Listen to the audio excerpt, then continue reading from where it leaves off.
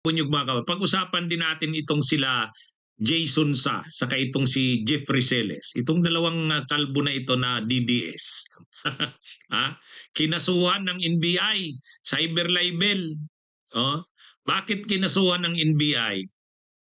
Ano sila nagkalat sila nung mga pictures nung yung tungkol dun sa peking medical report ng St. Luke. Yung sa St. Luke's na yung sa St. Luke's na peking medical report, kinalat yun ng mga DDS eh. Halimbawa, yung vlogger na DDS na si Sir Jack Arguta. Oh, yun. May rin yun, pinapatawag din ng NBI. Pero itong dalawang ito, si Jeffrey Celes, saka itong si Jason Sa, nag-post sila, parang inaano nila na tungkol sa kalusugan o status ng health ng presidente. Nung kasing panahon na yon na si PBBM ay mayroong sakit, yung diverticulitis, yung diverticulitis na sakit sa tiyan, ay siya ilang araw siyang hindi nakita sa mga public events, tapos ginawa yun na paboritong topic ng mga DDS. Pinag-uusapan na nila, malala na ang sakit ng presidente, uupirahan na ito, at mayroong linabas nga na yung medical report ng St. Luke's, severe, ibig sabihin malala, kailangan ng operation. Yun yung nakalagay dun sa medical report na yun. Kinalat yun, kinalat. Kasama sa mga nagkalat umano, itong sila Jeffrey Celes at si Jason Sa. Siyempre sa part ng NBI, iniimbestigahan nila yon kasi noong panahon na yan, nagkakalat ka ng mga intriga tungkol sa kalusugan ng presidente, magkikreate yan ng political instability. Imaginin mo naman, kinakalat mo, malala na ang sakit ng presidente. Magkikreate yan ng kaguluhan sa politika.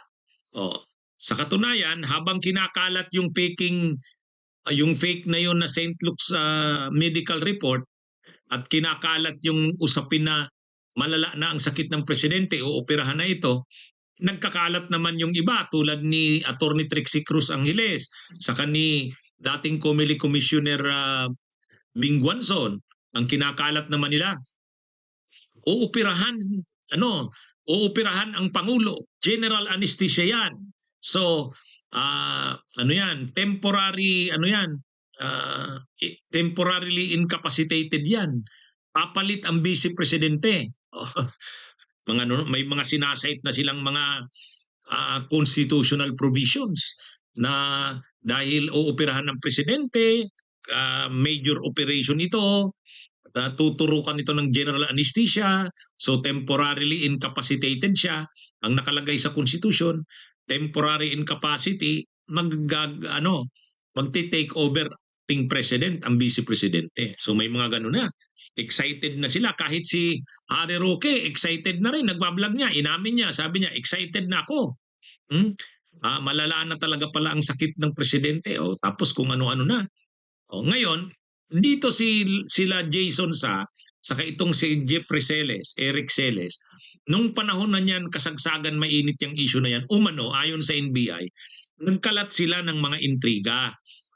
Kunwari dinadaan sa ano ba talaga ang status ng kalusugan ng presidente.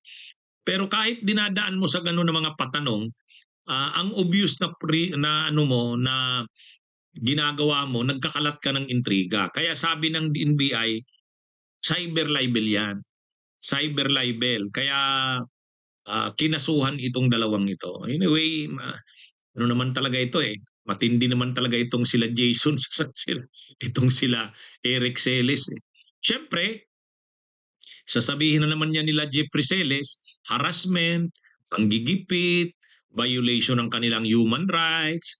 Ayun yung problema dyan. Kasi siyempre, totoo naman, may freedom ka na mag-post kung ano. Pero pagka ganyan na kasi, talagang hindi palalampasin yan ng hindi palalampasin yan ng NBI. Ako nga lang ito. Ako nga lang nung kasagsagan ng issue ng budget, nung 2025 budget, nag-post ako.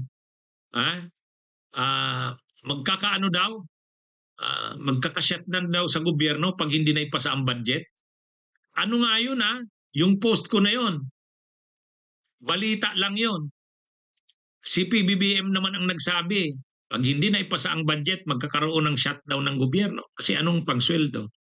Oh, pero pinatawag ako ng NBI noong May 14. Alam ko pa yan, may pinadalhan ako ng subpoena. Kaya, hindi naman nila pwedeng sabihin na sila lang ang ginagawa niya. Kung nga, hindi naman ako DDS. Pero pinadala na ako. Pero nagpaliwanag ako. Sabi ko, anong ano yan? Anong mali doon sa post ko? Si PBBM naman ang nagsabi nun eh.